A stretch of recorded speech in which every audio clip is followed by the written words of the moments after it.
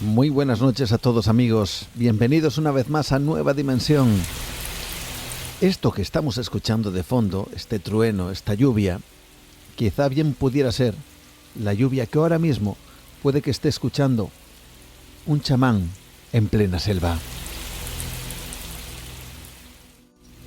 Y puede que en su tribu, en su clan, en lo que podríamos denominar incluso como jefe de toda una civilización, porque sabemos que muchas civilizaciones, además de gran peso específico en la historia, ya por desgracia también desaparecidas, tuvieron su particular chamán, su particular sacerdote, sus particulares creencias, sus particulares historias.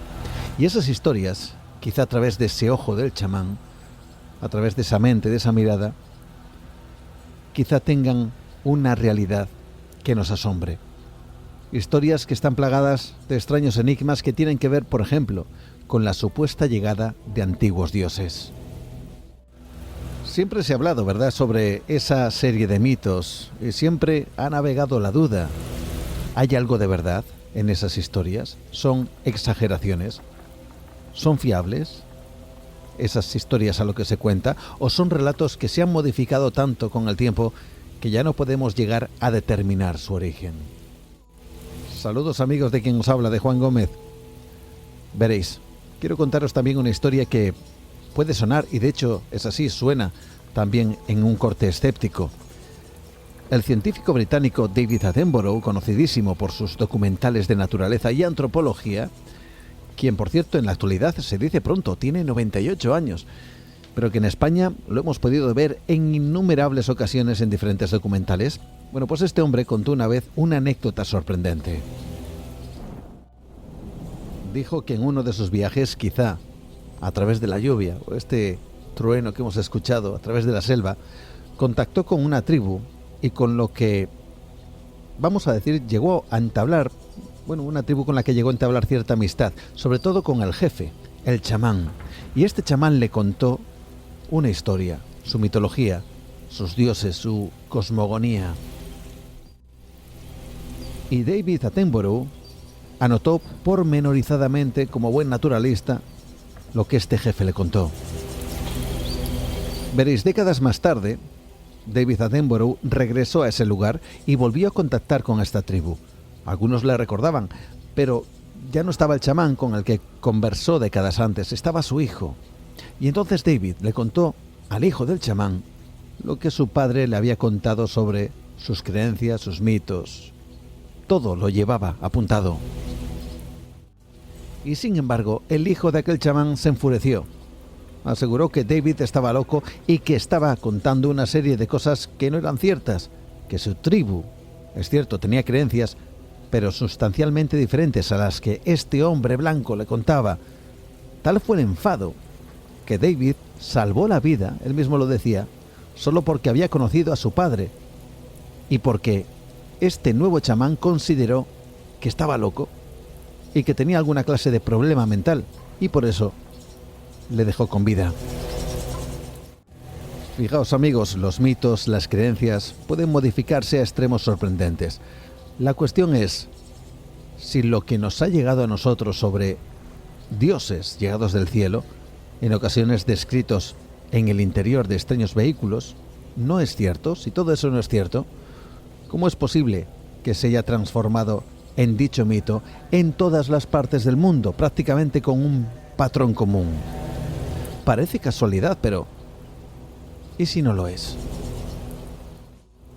La creencia en que seres de otros mundos nos pudieron visitar en el pasado está más viva que nunca, y hoy vamos a buscar las claves de esa especulación tan fascinante.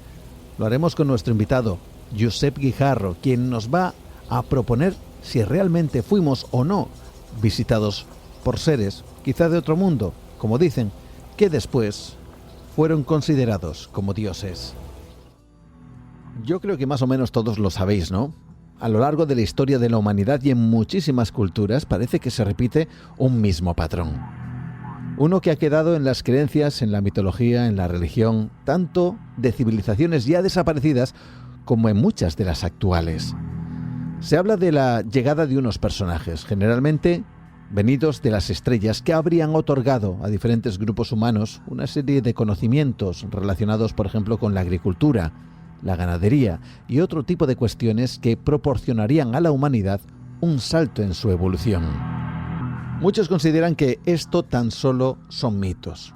Sin embargo, otros se preguntan cómo es posible que esos mitos sean tan similares en diferentes lugares del mundo, donde antiguas civilizaciones ya no es que no coincidieran temporalmente, sino que tampoco lo hicieran geográficamente. Incluso en culturas que se sabe vivieron aisladas durante milenios. Muchos se preguntan si los mitos no pudieran tener una base real, al menos lo suficientemente poderosa como para pensar que eso, vamos a decir, que se toma como un mito, pudiera ser algo absolutamente real. Una de esas personas que, se hace preguntas, es alguien que conocéis muy bien, como es Josep Guijarro. Él es miembro del Colegio Invisible en Onda Cero, responsable de la página de internet Espacio Misterio, además de escritor de un montón de libros sobre estos y otros temas relacionados con el mundo del misterio. Además acaba de publicar una obra que es una versión muy extendida de una anterior que se titula, en este caso, El secreto de los aliens, en busca del origen extraterrestre de la humanidad, con Editorial Luciérnaga precisamente. Y a él hacemos referencia porque él es una de esas personas que se hace esas preguntas. Josep Guijarro, ¿qué tal? ¿Cómo estás? Bienvenido a Nueva Dimensión una vez más. ¿Ahora me escuchas? Ahora te escuchamos, sí. Bueno, estaba escuchando la presentación y de repente desapareciste, casi como por obra y gracia de algún agujero negro o agujero de gusano. Así que no sé si has formulado alguna pregunta o simplemente me saludaste. Nada, bueno, te saludo y te preguntaba cómo estás, y yo decía que de ti que eres una de esas personas que busca respuestas a todo eso que tienen que ver con los mitos y que aparentemente se desarrollan en diferentes culturas sin que hayan tenido contacto entre sí y sin que hayan, aparentemente incluso establecido ya no solo esa conexión temporal, sino incluso geográfica.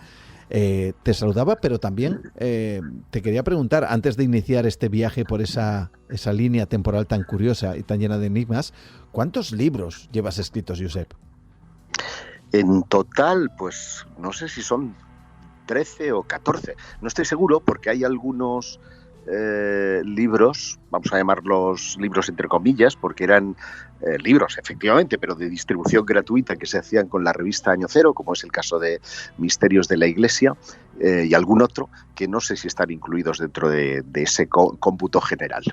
Decías, has comentado en más de una ocasión, me gustaría que nos lo explicaras. Tú te consideras a ti mismo un believer. Cuéntanos esto. Sí, porque desde hace unos años a esta parte parece que decir que crees en la posibilidad de que seres de otros planetas hayan llegado a la Tierra equivale a estar cazando moscas o a ser sumamente imaginativo, a ser un crédulo. Y mis aproximaciones al tema extraterrestre siempre han sido desde la razón. Y la razón a veces no es científica, porque yo siempre he dicho también que la esencia del fenómeno OVNI en general es espiritual. Y parece confirmarlo, además, las últimas pistas, las últimas acciones de este proceso que se inició pues en 2017, que ya llevamos, por lo tanto, unos cuantos años hablando de archivos, hablando de top secret, hablando de audiencias públicas, hablando de militares y de datos confidenciales, como para saber que los principales propulsores del secreto siempre han considerado esto como una cosa de ángeles o de demonios, así, literalmente. Y por lo tanto, pues reivindico esa esencia espiritual del fenómeno, porque desde luego afecta, sin lugar a dudas, a lo que es el ser humano. Y desde esa perspectiva, muchos de los mitos y leyendas antiguos, incluso algunos que han dado lugar a la génesis de las grandes religiones, incluyen relatos que pueden ser interpretados desde esa perspectiva. Y ojo, cuando digo interpretados desde la perspectiva de visitas extraterrestres, no me refiero al fenómeno OVNI, porque quiero dejar bien claro desde el principio que el fenómeno OVNI actual poco o nada tiene que ver con el que yo retrato o trato de recrear en El secreto de los aliens. Entonces, aquellos dioses que bajaron de las estrellas hablaron y se presentaron ante los hombres y mujeres que habían en la tierra, les enseñaron a cultivar la tierra, les enseñaron a domesticar los animales, les enseñaron la arquitectura, les enseñaron el lenguaje, les enseñaron muchas cosas, ¿no? Y los de hoy juegan al gato y al ratón, nos esquivan, salen huyendo, aunque sin lugar a dudas tanto unos como otros tienen una gran impronta en las creencias de la sociedad. En parte por el retrato que han hecho el cine y los medios de comunicación, pero fundamentalmente el cine, que nos ha proporcionado una visión idílica, trascendente de todos estos fenómenos. Y al camino precisamente de esas historias, yo creo que el fenómeno se ha visto infinitamente reforzado desde esa perspectiva, llamémosle espiritual. Yo antes mencionaba en esa introducción, hay tantas culturas que refieren a mitos similares de los que fueron calificados como seres que llegaban del cielo, tantas culturas que estaban alejadas entre sí, tanto geográficamente como temporalmente. ¿Esto es casualidad? No, y esa es precisamente la mejor evidencia, entre comillas, porque evidencias científicas no hay ninguna. El libro es un ejercicio filosófico e intelectual, pero no alejado de la razón, ¿vale? Y lo que yo conjeturo es que si un señor de los Himalayas ha cogido una calabaza, le hace un agujero, le pone unas cuerdas y es capaz de hacer sonidos con eso, y lo mismo hace un señor, por casualidad, que ese factor azar cabe, coge otra calabaza o un instrumento parecido y le pone unas cuerdas en el altiplano de Nazca, ¿vale? Puede ser fruto de la casualidad, pero que ambos, dos personajes, sin haber tenido el mínimo contacto cultural, interpreten la misma sinfonía, no es curioso, es imposible. Por lo tanto, cuando tú encuentras leyendas milimétricamente calcadas a un lado y al otro del Atlántico, y no solamente en el Atlántico, también porque el tema del diluvio, por ejemplo, es universal. Figuras como Quetzalcóatl, la serpiente emplumada, la vamos a encontrar también a un lado y al otro del Atlántico. La idea de los dioses instructores, además con descripciones tremendamente similares, están en todas las partes del mundo. Es que hubo algún kilómetro cero y un momento cero de la prehistoria en el que sucedió algo. Y algo que claramente los textos posteriores nos remiten a dioses que bajaron del cielo. Y lo dicen así. Cuando tú te vas a Irlanda y te hablan de los Tuatha de Danann que llegaron en mayo flotando en el aire con barcos que soltaban humos y que lucharon con las Free Bloc, pues están hablando de sus dioses, sí, pero es una descripción que alude al firmamento. Cuando hablas de los dioses sumerios, de los Anunnaki, literalmente significa los dioses que bajaron de las estrellas. Luego, no es una invención. Ese sustrato es un sustrato, vamos a decir, imaginario. Bueno, todas las leyendas, insisto, tienen un pozo de verdad. Y aquí de lo que se trata es de rascar en la superficie para intentar llegar al pozo, para llegar al fondo de verdad que existe.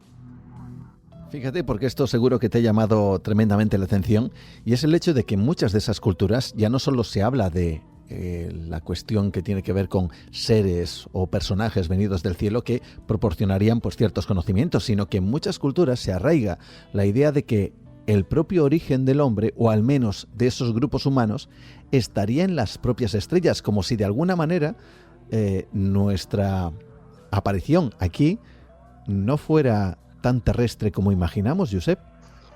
Claro, porque hay un enigma científico que todavía está por resolver, y es cómo surgió la vida en la Tierra. Y se han propuesto un montón de teorías, desde la de Miller, la más conocida, la que a mí me enseñaron en el bachillerato, que aludía a que la Tierra era como una suerte de probeta con una serie de productos químicos básicos y que las tormentas, la electricidad, habría hecho combinaciones azarosas hasta surgir la primera molécula de ARN y que luego con iones de tiempo pues iría evolucionando hasta crear la primera célula viva. Esto no está demostrado. Esto no es una verdad, no es una ley. Hoy día se conjetura si fueron los meteoritos quienes llevaban los compuestos, los 4 aminoácidos básicos para la vida, que efectivamente combinados en la Tierra pudieron dar lugar a la aparición de la vida en la Tierra. Pero hay una sugerente teoría que es de un premio Nobel, Francis Crick se llama, que habla de la panspermia teledirigida. Fue formulada en 1974 y hablaba de la posibilidad, por la complejidad tan extraordinaria que es el ADN, que esto fuera una operación, digamos, proyectada. Es decir, que una civilización extraterrestre hubiera encapsulado esos fragmentos de ADN y los hubiera lanzado como una botella lanzada al mar, y una de esas botellas, de las muchas que podrían haber lanzado, porque no tendrían la posibilidad de viajar interestelarmente, pues fuera para la Tierra. Fíjate que este es el argumento de la película Interestelar, porque más allá de la misión que llevan a cabo los actores, ¿no? El piloto y la científica que le acompaña para localizar a esas primeras misiones que habían buscado planetas rocosos, exoplanetas, en los que mudar la civilización ante una eventual catástrofe o pérdida de recursos terrestres, plantean 2 visiones a luz. Una, la de llevar ese germen de la vida, de las especies de la Tierra a otros planetas, ¿vale?, en cápsulas, o la de procrearse como Adán y Eva, evidentemente los protagonistas de la película. Esta curiosa historia es la que da germen, en forma legendaria, a un montón de mitos y de leyendas en todo el mundo. El paraíso, el jardín de Edén, Adán y Eva, todo esto está aludiendo de alguna manera mitológica a ese elemento, hasta...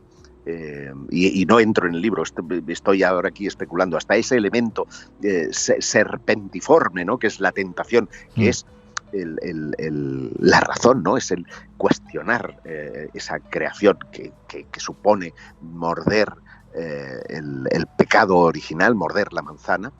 Viene de una serpiente, ¿no?, que es un elemento, la serpiente, que vamos a encontrar en todos los mitos fundacionales de todos los lugares del mundo. A mí me parecen casualidades muy llamativas, sobre todo cuando en Sumeria estás viendo esas estatuillas con diosas amamantando a sus hijos, y ambos dos tienen rostro de serpiente. Cuando a esas se les llama Anunnaki, se les llama dioses caídos de las estrellas. Y esto es solo el principio de un montón de revelaciones que entiendo pueden tener una interpretación, insisto, no es presentista, de que la Tierra fue visitada en el más remoto pasado por civilizaciones de las estrellas. Hablando con Josep Guijarro, ese secreto de los aliens en busca del origen extraterrestre de la humanidad. Y vamos, si te parece, al origen. Has comentado algo, me parece muy interesante, esos grabados, esos dibujos o esas pinturas que en ocasiones nos desconciertan. Y haces una pregunta que traslado, en este caso, para que de alguna forma intentemos responderla. ¿Hubo contacto en la prehistoria? ¿Tenemos quizá alguna prueba, algún indicio de que efectivamente quizá nos acompañaron ciertos personajes extraños? Hay grabados y pinturas muy sugerentes y muy sugestivas, pero no nos permiten afirmar con rotundidad esto que sugieres, ¿no?, que la Tierra fue visitada en la antigüedad. Todos son indicios, no hay ninguna sola prueba, por desgracia. Pero sí es verdad que yo empiezo el libro hablando de pinturas rupestres, las que están ubicadas en el desierto entre Egipto,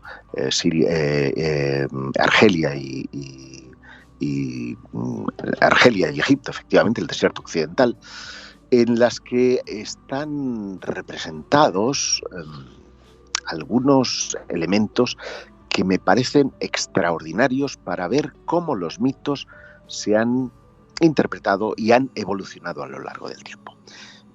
Por ejemplo, allí, acompañado de Yasser El-Laifit, un doctor en antropología que participó en el estudio precisamente de 2 abrigos rocosos del desierto que tienen una antigüedad de más de 12.500 años, descubrió una escena que muestra a un tipo con una maza en una de sus manos, y que la alza victorioso sobre el cuerpo de un tipo que está representado boca abajo, que es como en la prehistoria se representa a los muertos. Y debajo hay como un montón de prisioneros, ¿no? de personas con los brazos en alto, alabando a ese ser mucho más alto en representación que los demás.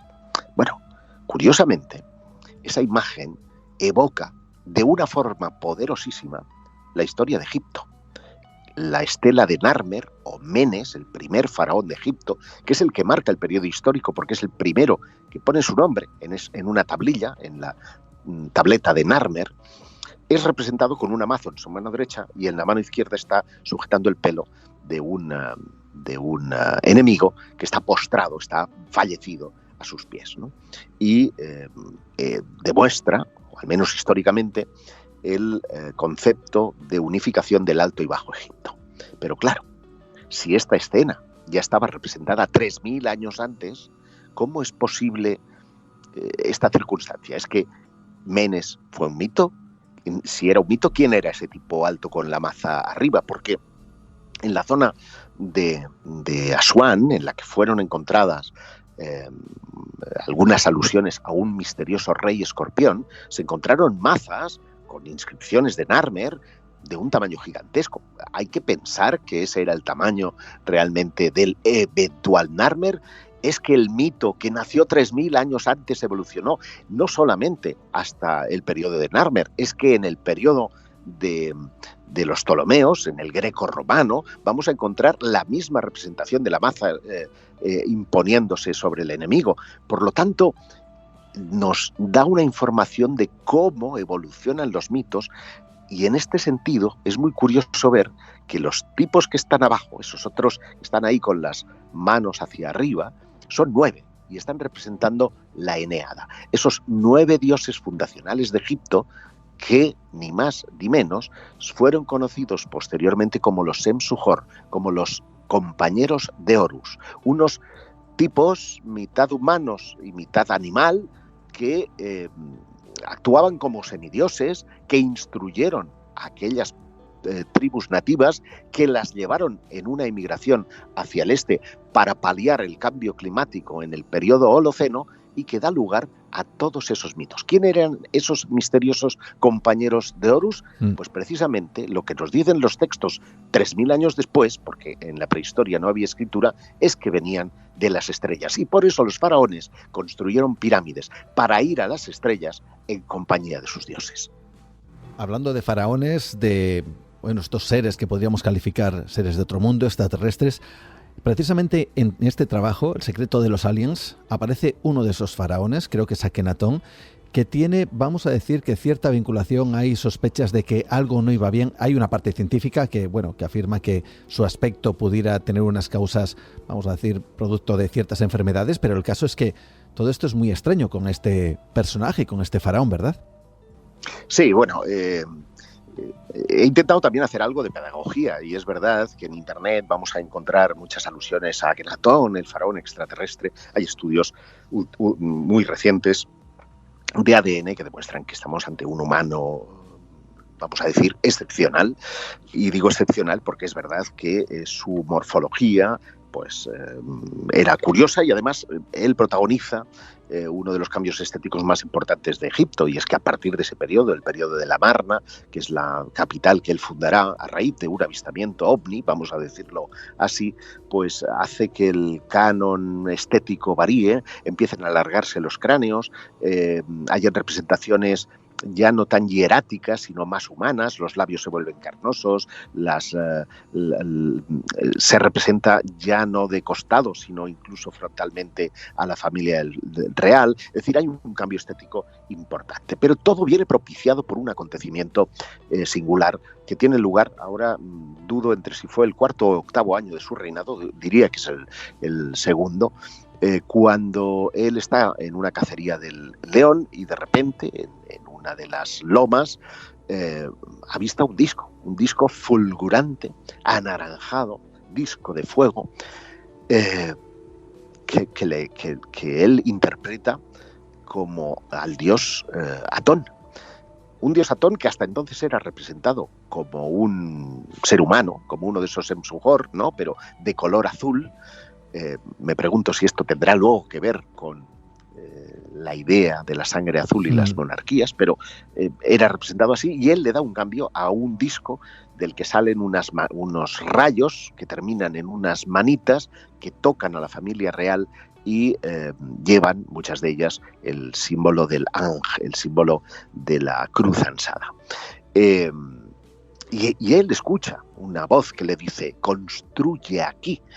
Le pasa un poco como a Constantino siglos más tarde, ¿no? Tú recuerdas, Juan, esa batalla contra Magencio en el puente Milvio, cuando él a primera hora de la mañana, me imagino que iría a hacer su pipí matutino, mira hacia el cielo para no mirar a otra parte impúdica, y de repente tiene una visión en los cielos que se abren y ve un disco con unas formas en su interior que después va a reproducir como lo que conocemos como el crismón, y hace cambiar, porque él escucha una voz también en su cabeza que dice in hoc signus vincit, con este signo vencerás, hace sustituir las águilas imperiales de sus estandartes, porque él era sacerdote del Sol Invictus, y lo que hace es sustituirlas por ese crismón. Gana la batalla y se convierte al cristianismo. Fíjate cómo ha cambiado la historia gracias a un eventual avistamiento. Pues esto sucedió también en el periodo de la Marna. Amenofis IV cambia su nombre por el de Akenatón, el que es útil a Atón. Después de ese avistamiento, cree que él es su embajador en la tierra, se elimina a todos los sacerdotes, potentísimos sacerdotes de Tebas en Karnak, lo cual, puedes imaginarte, supone crear muchos enemigos, muchos problemas, y construye su capital en Tell el Amarna. Tell el Amarna, cuando tú vas allí, es como la zona cero de una devastación atópica. No queda nada, quedan algunos muros de su palacio presidencial, un par de columnas lotiformes de un templo que nunca tuvo tejado porque quería que el sol entrara en él, y en la parte alta de la ciudad, esculpidas en las paredes, están 3 tumbas, una de ellas la de Ulla, en la que están uno de los gráficos más conocidos de ese contacto prehistórico, por así decirlo, y esa frase que dice construyen aquí. En las estelas, decenas de estelas que estaban rodeando la ciudad, cuenta ese avistamiento, y por lo tanto yo considero que lo que ese disco fulgurante podía ser exactamente lo mismo que vio Constantino. Una visión, no sé si objetiva o dentro de su cabeza, pero de algo que nosotros llamaríamos objetos volantes no identificados. Evidentemente pruebas no, pero sí indicios de que algo ocurrió en la antigüedad y que nos puede conectar con las estrellas, con los cielos, y quién sabe si con algún extraño habitante o ser que llegara desde ese mismo punto. Lo digo esto también, Josep, porque existen muchas conexiones, tú lo sabes, diferentes culturas, que por ejemplo algunas de ellas fijan en Orión, ¿no? su origen o el origen de estos seres. También se habla de Sirio y también se habla, y aquí lo comentas, de las Pléyades, con México.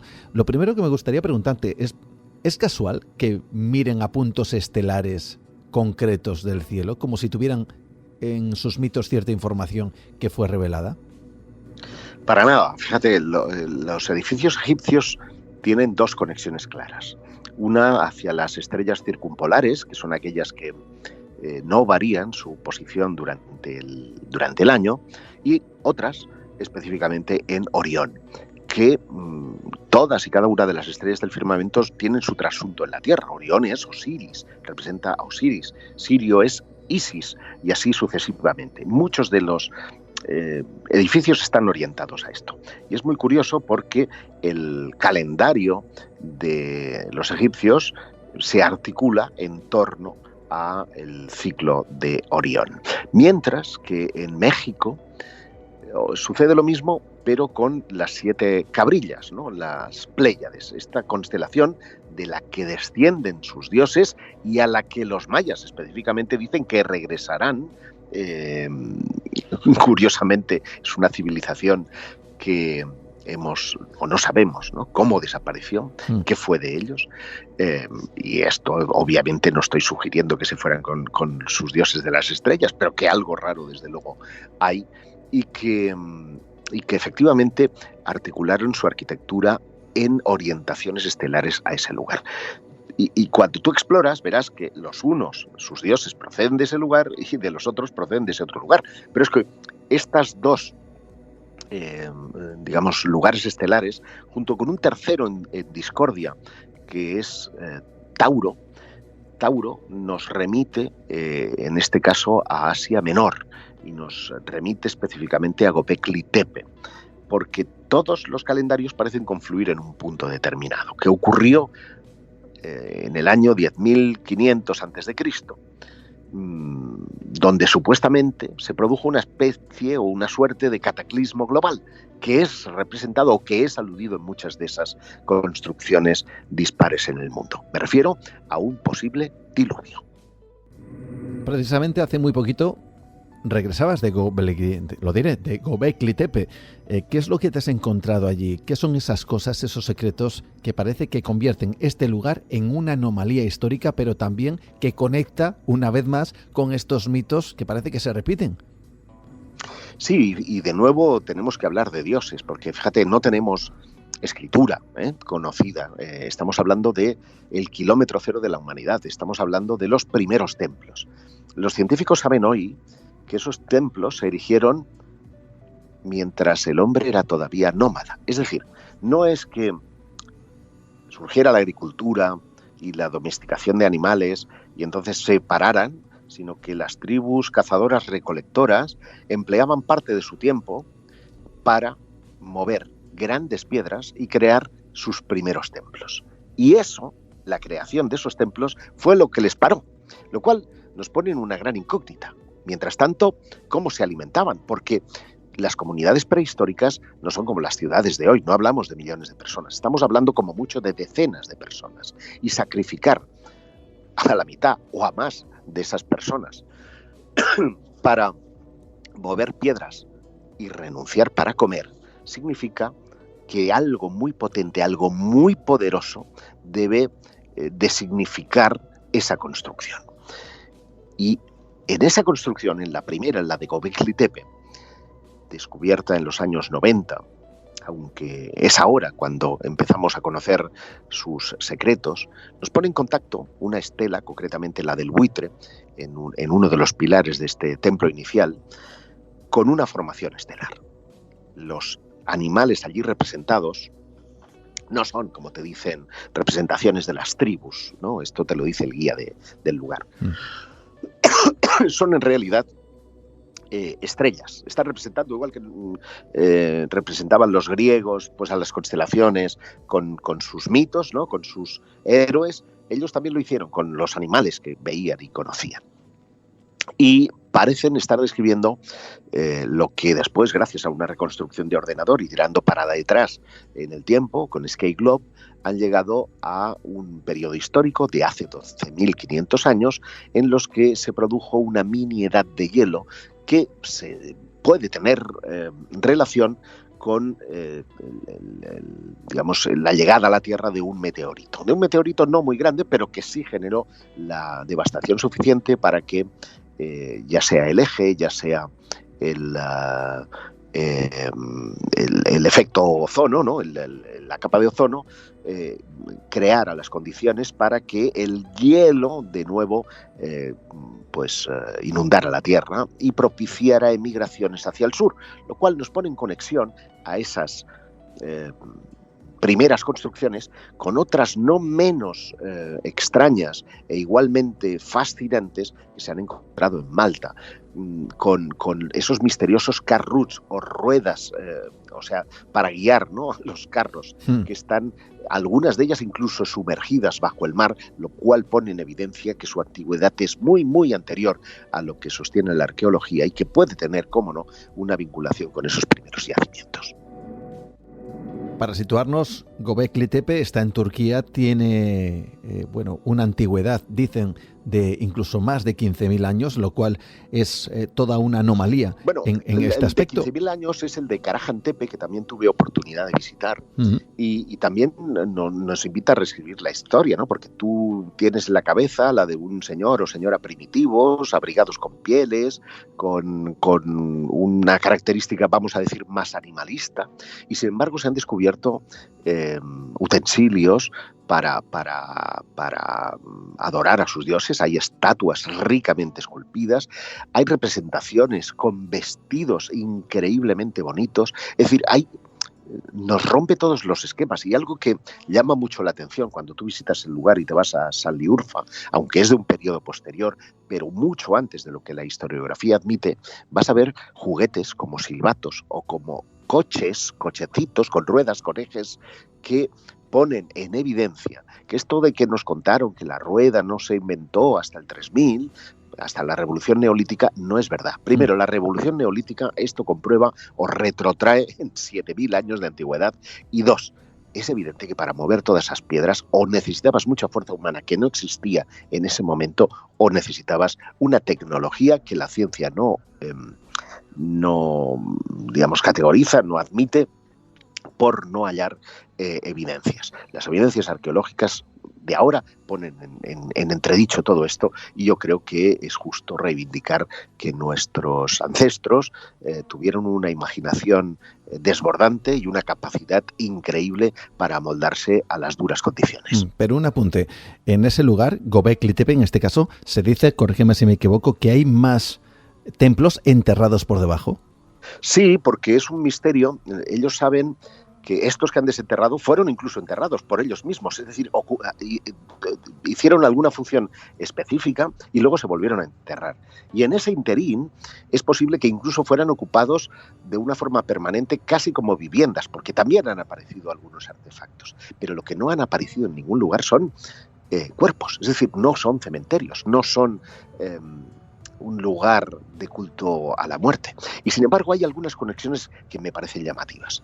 Cada una de las columnas que caracterizan a este enclave, columnas en forma de T, parecen estar representando el torso de un ser humano, visto de perfil, de manera que tú puedes reconocer las manos que se echan hacia adelante como si tú pusieras las manos en tu bolsillo, y las hebillas de cinturón en algunos casos están incluso representando acontecimientos estelares como un eclipse, ¿no? Se ve claramente en alguna de esas columnas. Pues bien, esa misma posición es la que tienen los moais de la isla de Pascua. Son los mismos que 2000 años antes habían representado en Karajan Tepe, donde también las estatuas que están desenterrando ahora mismo el equipo de expertos tienen esa misma representación. Ignoramos qué significa esa posición. Nos tiene que estar diciendo algo, aunque desconocemos el código. Y esto hace todavía que esto sea un magnífico, fascinante misterio. Yo no he estado en Göbekli Tepe o en ese otro lugar que mencionas, Karajan Tepe. Sí he estado en Malta, he quedado totalmente impactado por esos templos, sobre todo el templo de Gigantilla, ¿no? Que dicen que fue construido por gigantes, de ahí el propio nombre, el nombre del templo, efectivamente. Hablas de gigantes también en la antigüedad, y hay un lugar igualmente fascinante como es el Serapeum en Egipto que, bueno, una vez más nos deja desconcertados, ¿no es así? Sí, no solo, mi fascinación por los gigantes nació nada menos que en la cuenca del Danubio, en Serbia, donde descubrí los restos de una civilización en Lepenski Bir, en el que hallé dos tumbas de tipos que medían 2 metros 30. 2 metros 30, en la prehistoria era muy alto. Y lo mismo me encontré en Azerbaiyán, en la iglesia de Kish, muy cerca de la frontera con Armenia, en el Cáucaso, donde también Thor Heyerdahl había dado con los restos de otro gigante que evocaba precisamente esa misma altura y que evocaba, insisto, las leyendas de la fundación de los dioses nórdicos que habrían nacido en esa zona de Asia y habrían emigrado en una larguísima emigración hasta Escandinavia. Pero es que lo del Serapeum rompe todos los esquemas, porque allí no hay restos, no hay huesos, pero sí están unas tumbas muy misteriosas. Tumbas. ¿Cómo son? Cuéntanos cómo es el lugar. Pues mira, Tú entras por una puerta, que es la misma que abrió Auguste Mariette en el siglo XIX, desciendes aproximadamente unos 15 metros, ¿vale? Y a esa profundidad, excavadas en la roca, hay 24 hornacinas gigantescas a las que tú accedes por unos estrechos pasillos que forman algunos ángulos casi rectos. Pero es que lo que encuentras a otros 2 metros por debajo de esa línea, de esa superficie que tú estás pisando, son unos sarcófagos de granito, por lo tanto no de la piedra del lugar, que es caliza, de granito, que han sido transportados hasta allí, que han sido bajados hasta allí y han sido colocados hasta allí sin grúas, poleas, ruedas, ni nada de nada de nada. Y esto es muy curioso, porque cuando Auguste Mariette descubre el lugar y ve aquellas cosas gigantescas, quiere llevarse una para su museo. Y hay uno de los sarcófagos cuya tapa solo pesa 10 toneladas, es la primera que te encuentras al entrar, y cuyo resto de piedra está en medio de un pasillo porque no pudieron, con la tecnología, insisto, más moderna, mover, que sin poleas, sin cuerdas, sin nada. Los antiguos egipcios bajaron todo esto, lo colocaron meticulosamente en el lugar para dar sepultura hipotéticamente a momias de Apis, al buey, ¿no? Era un dios, pero es que no se ha encontrado ni un solo buey, ni el resto de una sola momia. Todos los sarcófagos estaban descorridos unos 15 centímetros, de manera que se podía ver perfectamente lo que había en su interior, que era nada, era vacío. Y el único que estaba cerrado fue dinamitado para saber qué podía contener, y tampoco había nada. Es más, el humo se fue para adentro durante la detonación, expresando que lo que había allí era vacío. ¿Cómo consiguieron el vacío? ¿Cómo extrayeron el aire después de tapar? Tampoco, es otro misterio. El nivel de pulido de esos sarcófagos es extraordinario. Te puedes prácticamente reflejar en ellos. Es todo un misterio. Yo, los arqueólogos que he acompañado allí han coincidido en decir que aquello les explota la cabeza. Y luego, aparte, hay jeroglíficos, pero son posteriores. Es decir, quien colocó aquello no hizo ni un solo grabado, ni una sola pintura, absolutamente nada. Buena observación, porque efectivamente, tanto en las paredes de la entrada, que están los huecos que ocuparon antiguas estelas, como en alguno de los sarcófagos hay cinceladas, algunas inscripciones que son mucho más modernas y que no se ha podido determinar con exactitud la antigüedad de este enclave, debido precisamente a esa ausencia de materia biológica. Es más, si supuestamente fue profanado en la antigüedad, porque es verdad que cuando Mariette entra allí, pues está todo desparramado por el suelo, se dejan tesoros como la máscara de uno de los hijos de Ramsés, creo recordar que era, o la escultura que está en el Louvre, que es la del escriba, así como muchos otros objetos que tenían un valor y que sin embargo fueron dejados allí. Y sin embargo se llevan supuestamente los bueyes, no tiene ningún sentido. Es evidente que el Serapeum es uno de los lugares, seguramente que con esa aureola tan fascinante de misterio, que es que nos hace, insisto, explotar la cabeza. Y la última cuestión que, bueno, seguramente a muchos de nuestros amigos también les ronda por la cabeza, porque es cierto que junto con esto de los visitantes o posibles visitantes en la antigüedad de seres venidos de otro mundo, también, tú lo sabes, se habla de vez en cuando de lo que se denomina como manipulación genética en tiempos muy remotos. Tú antes nombrabas antes de la panspermia dirigida, pero esto sería un paso más allá. Nombrabas a Francis Crick, que decía que esto de la creación de una forma de vida de la nada era casi como que tuvieras un avión, un Boeing 747, por ejemplo, ya sé que te gustan mucho los aviones, que viniera un tornado, que el avión estuviera despiezado completamente, que viniera un tornado y después de pasar el tornado el avión se hubiera montado pieza efectivamente solo y además listo para funcionar. Por lo tanto, dicen que quizá eso de crear una vida pudo ser algo mucho más científicamente, vamos a decir, que manipulado de lo que imaginamos. ¿Tú qué opinas? Pues sí, yo incluí algunas alusiones, aunque no directas, a obras como El muñeco humano de Andreas Faber-Kaiser, que postulan precisamente que fuimos creados por los dioses, o mi querido amigo también Salvador Freixedo, ¿no? Ambos buenos amigos que ya no están entre nosotros. Y yo creo que es un buen tributo. ¿Por qué? Porque es verdad que en los últimos tiempos, y te lo comentaba al principio, se ha denostado mucho, ¿no? Esto de, bueno, es que creen marcianos, creen extraterrestres. Muchos de nuestros pioneros nos engancharon en el misterio precisamente juntando dos cosas, que eran la pasión por la historia y los enigmas. Y eso es lo que pretende este libro, proponiendo cosas desde la genética hasta la prehistoria, ¿no? Es decir, intenta buscar y explorar todos esos enigmas fascinantes desde esas perspectivas con seriedad, porque si algo ocurrió también en los 70 es que mucha de esa gente apasionada vio como se especulaba con que la tapa de Pakal era un cohete. ¿Tú crees que realmente necesitaban un cohete los mayas para viajar por el espacio, o que las pistas de Nazca eran pistas de aterrizaje para ovnis, ¿no? Los ovnis nunca han necesitado pistas de aterrizaje. Entonces, esa exageración, esa teatralidad que hay que atribuir también claramente a Eric von Däniken y a otros autores similares, que pese a que pidieron perdón, hicieron que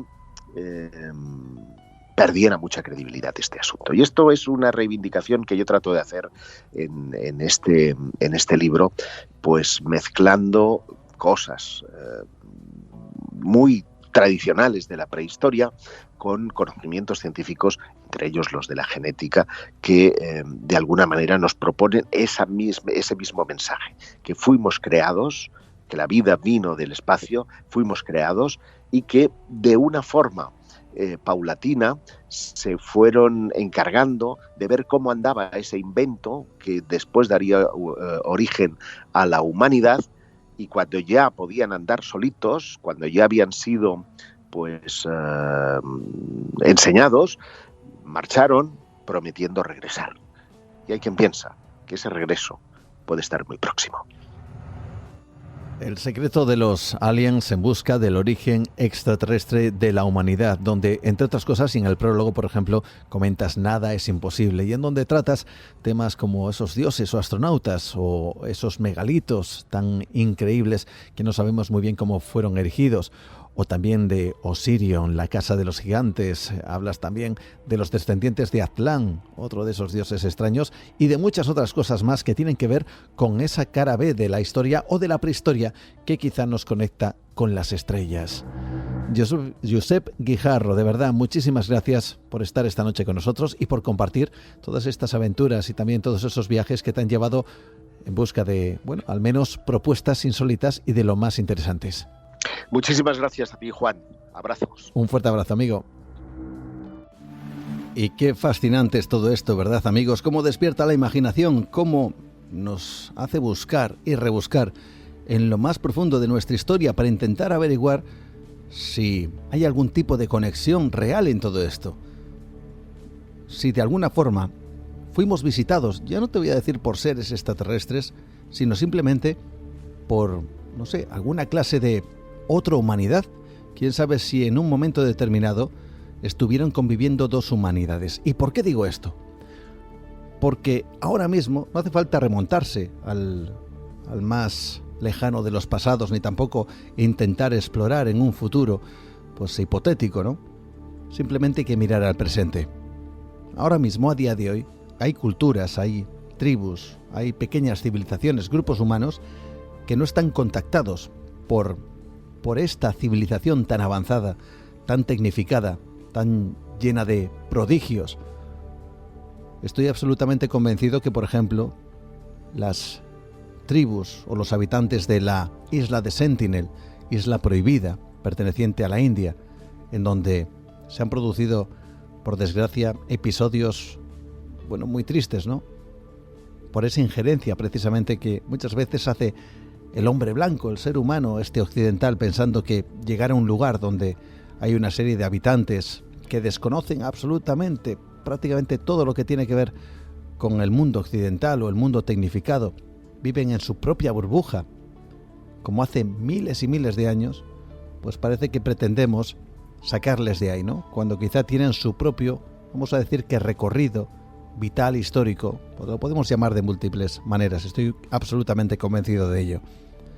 Bueno, pues esa gente ni siquiera sabe que tenemos ingenios en el espacio, que hemos alcanzado tímidamente la orilla de ese océano cósmico, que hemos llevado a lugares impensables que creo que ni siquiera saben que existen, como pueden ser otros planetas, o puede que lo sepan a través de sus mitos, no lo sé.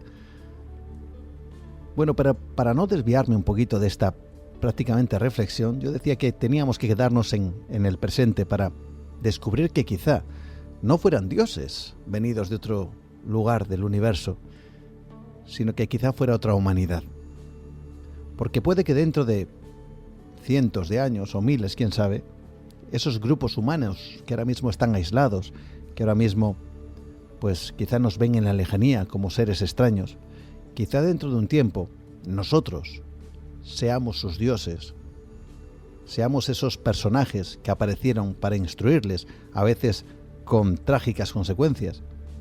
Pero puede que dentro de cientos o miles de años, si evolucionan lo suficiente, puede que hablen de unos seres extraños que llegaron al espacio, que tenían vehículos increíbles e impresionantes. Y puede que en ese futuro hipotético, ahora sí, nosotros ya no estemos como civilización, como humanidad, pero ellos hayan cogido el legado, quizá hayan derivado por otras vías tecnológicas, o quién sabe si de otro tipo, ¿no? Pero de alguna forma puede que nosotros formemos parte de sus futuros mitos. Y puede que con el tiempo incluso haya alguien dentro de esa nueva humanidad que se pregunte si esos extraños seres que forman parte de sus mitos venían o no de las estrellas. Realmente interesante, curioso, y nos da evidentemente para una reflexión, para elucubrar, para imaginar, ¿no? ¿Cómo será el futuro en nuestro mundo? Y si estaremos aquí, o al menos lo que percibimos como nuestra civilización, si estará aquí para ser testigo. Recordemos que, por ejemplo, los egipcios desaparecieron, pero su civilización fue milenaria. Yo estoy absolutamente convencido que jamás pensaron que iban a desaparecer, y lo hicieron. ¿Por qué vamos a pensar nosotros que seremos eternos? Que no habrá otros que nos sustituyan y que hagan quizá un recorrido diferente o parecido al que nosotros estamos manteniendo a día de hoy.